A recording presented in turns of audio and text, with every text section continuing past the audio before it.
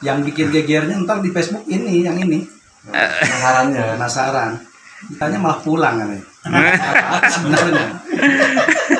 Apakah nggak bisa jawab atau emang takut sama istri kan? Enggak juga. Kan Jadi ini bersambung episode kedua. Jadi pinginnya begitu. Di antara kita itu ya kalau bisa dicari solusi yang terbaik, yuk kita cari solusi yang terbaik. Ya tetap ada solusinya sih. Iya. Depannya ya. Jangan. Saya setuju dengan tuan guru tadi kebanyakan. Warahmatullahi wabarakatuh.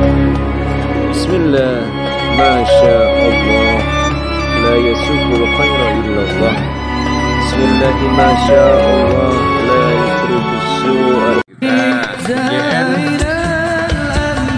Silaturahmi di kediaman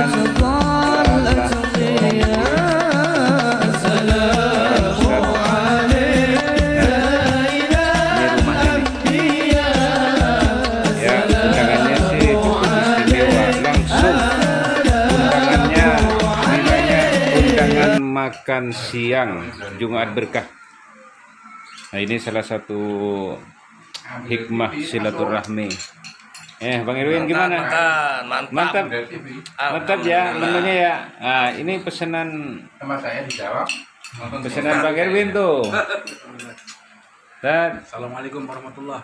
Yang lain ditunggu merapat. Kita ambil, kita jemput Jumat berkahnya bersama Ustadz Jamal Ngopi UGN TV. Masya Allah. Jadi memang menjemput itu agak susah sekarang. Malah kebanyakan orang mencari. Nah, ini bagus nih menjemput. Ini salah satu keberkahan silaturahmi. Langsung dapat rezeki. Artinya kontan nih, jadi nggak usah nunggu-nunggu, silaturahmi langsung dapat makan, kira-kira begitu. Ntar kita lanjut Lagi Saya ada beda ya. saya Pak yang bikin gitu ya. Kalau saya kan nggak ada kontennya kan. Jadi problematika Iya. Nggak boleh sepotong. Namanya ya ayyuhalladzina amanu qu anfusakum wa ahlikum naro. Oh, itu sejanya baca Al-Qur'an apa bukan dia? Kalau sejanya zikir juga harus ada. Nah, itu harus nggak bisa dipotong-potong ya. Nggak bisa. Betul. Jadi problematika masjid di mana-mana memang seperti itu, ya kan? Tadi pun jadi sama Zat, nggak ada wahyu takwanya. Terutama masalah khutbah. Tadi anggota DPRD katanya. Khutbah di masjid-masjid memang seperti itu, Pak Ustadz. Ini harus kita mencari solusi yang terbaik, saya rasa. Mencari solusi yang terbaik. Ada yang mengatakan, oh guru-guru salaf ya kan, hampir-hampir khutbah zaman sekarang ini di masjid-masjid dianggap tidak sah. Ada yang mengatakan seperti itu. Nah, ini kan juga harus disikapi dengan arif dan bijaksana. Kira-kira yang sekarang yang terjadi ini kan sudah banyak ya obrolan-obrolan seperti itu. Ada merasa senior sehingga pengurus yang junior merasa tidak enak, berpengaruh kepada pergaulan sehari-harinya gitu ya. Benar. Karena semuanya itu ada referensi atau referensi dari seseorang, rekomendasi gitu ya, rekomendasi. Sehingga kita banyak, jangan sampai ya orang itu tidak mau lagi menjadi pengurus masjid jadinya, berakibat seperti itu. Enggan untuk mengurus masjid. Nah, ini supaya lebih tertata rapi. Kira-kira gimana nih Ustaz Rajud nih dulu nih yang senior, jadi zamannya sudah zaman dulu, zaman kini yang akan datang nih, jadi 3 zaman nih Ustaz Rajud. Visinya ke depan diharapkan seperti apa Pak Ustaz? Ya banyak belajar dengan satu guru. Kalau dia satu guru itu ya itulah. Yang ketiganya banyak baca. Selain itu biasanya orang ketika dia menjadi seorang khotib ya, itu merasanya dia sudah menguasai. Artinya ketika kita koreksi, ketika kita betulkan, itu merasanya apa yang salah dengan saya. Nah, terus saya gurunya kan begini, nah, dia nanya sama gurunya, kata guru saya benar, kata guru saya nggak apa-apa. Sementara dianya nanya sama saya, ya, gimana tuh bacaan kayak begini? Nah, kalau menurut saya begini bla bla bla bla bla bla. Ya, karena ini seja baca Al-Quran, maka kalau baca Al-Quran yang tidak terpenuhi dengan syarat, maka batal. Karena rukun ya. Karena rukun. Ya. Nah, bagiannya dia nggak mau taslim kalau begitu. Nah, itu kebanyakannya Ustaz begitu. Nah, makanya saya sering menyampaikan itu, paling susah itu ngingetin Ustaz. Paling susah itu ngingetin Ustaz. Dan tidak banyak yang berani. Kendalanya. Siapa yang berani membetulin Ustaz? Jarang. Kecuali khawatir sedikitnya dianggapnya saya lebih baik yang menerimnya. Tuh, nanti berkahnya hilang dan sebagainya. Artis lah ini. Nah, itu kan satu sisi daripada kriteria orang mau dinobatkan menjadi seorang khotib ya. Di sebuah masjid bacaannya harus bagus. Mungkin untuk lebih detail dan ininya sistematis, sebenarnya apa sih syarat-syarat rukun khotib itu apa aja, Ustaz? Yang pertama kan baca hamdalah. Terus sholawat. Terus wasiat. Ya. Terus Al-Quran. Wasiat takwa. Umpamanya nih, dia sekolahnya tinggi secara akademisi, tapi bacaan Al-Qurannya tidak bagus misalnya. Gimana itu, seperti itu? Ya pokoknya tidak sandarannya bukan dia akademi. Yang sebetulnya itu bacaannya sama fikihnya. Fikih. Jadi qurra, sebagai qurra, dan juga paham tentang fikih ibadah. Nah, kalau itu sudah terpenuhi, setidaknya sedikit kesalahannya, sedikit kekeliruannya, ditambah lagi yang paling afdol itu akhlak. Nah, setelah bagus bacaannya, ya, juga akhlaknya bagus. Nah, itu insya Allah tidak banyak yang mencaci, banyak malah yang ngiri. Oh dia lagi yang ngisi. Ada apa nih gitu. Ya, selaku khotib, para khotib ya barangkali Ustadz sudah lebih senior untuk menjadi seorang khotib barangkali di kawasan wilayah setempat. Ada beberapa masjid yang menjadi persoalan tuh sekarang bagi pengurus kadang-kala ya. Tadi udah banyak laporan-laporan beberapa masjid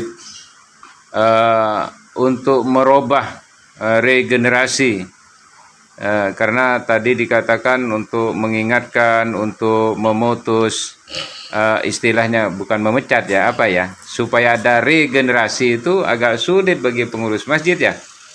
Kebanyakan seperti itu Ustaz ya. Nah, itu mungkin yang paling fatal itu apa sih sebenarnya Ustaz? Kok sampai ada pengurus yang baru ya kan untuk merombak semuanya? Apakah itu kepentingan prosesi kegiatan sholat Jumat, apa ada semacam intrik-intrik tertentu? Itu biasanya ada nepotisme, ada KKN dalam istilah itu.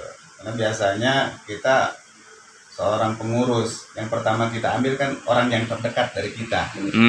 Ketika sudah masuk di areal kita, maka untuk ketika kita umpamanya suatu tidak kecocokan, bagaimana caranya untuk mengeluarkan ini?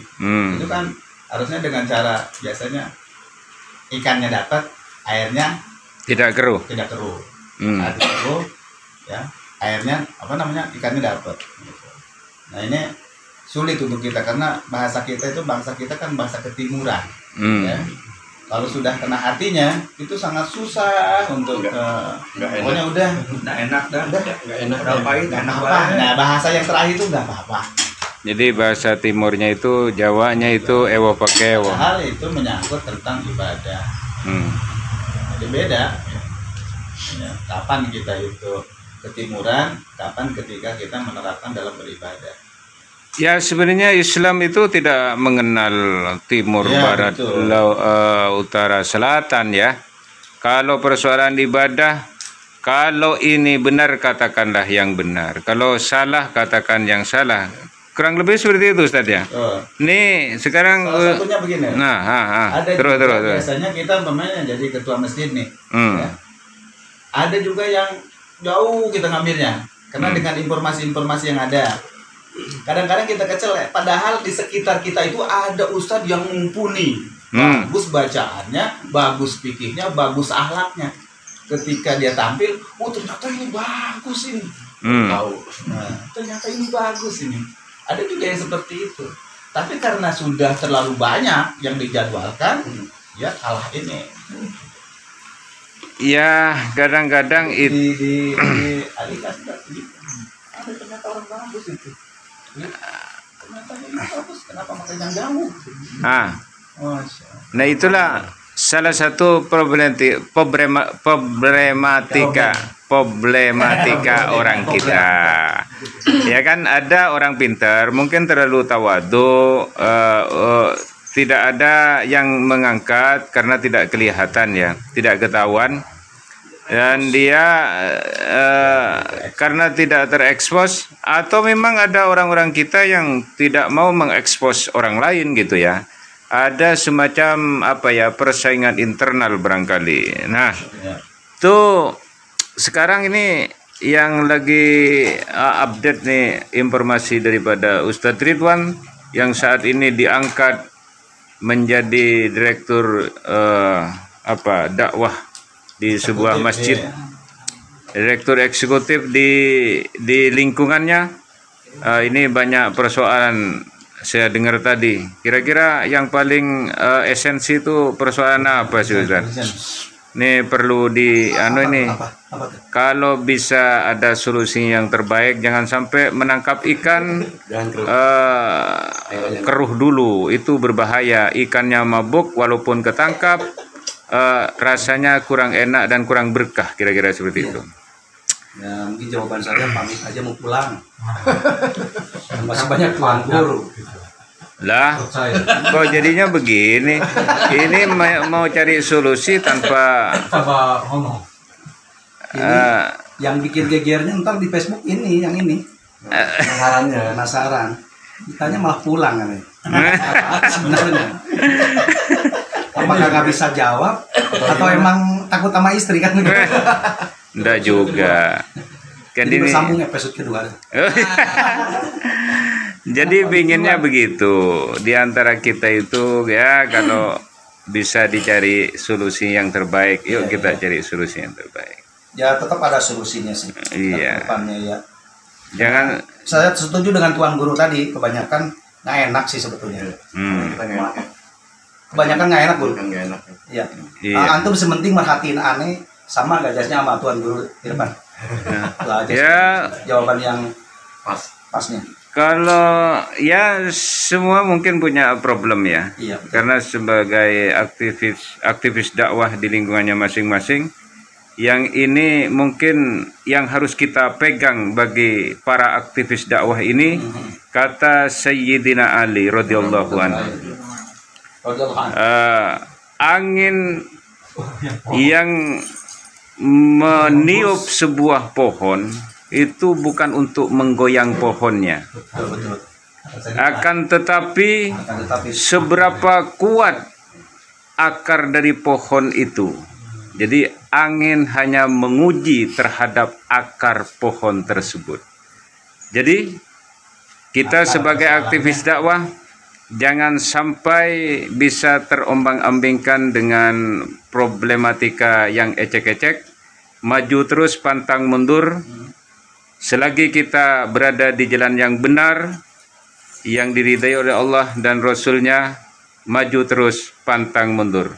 Akhirul kalam, wassalamualaikum warahmatullahi wabarakatuh. Subscribe.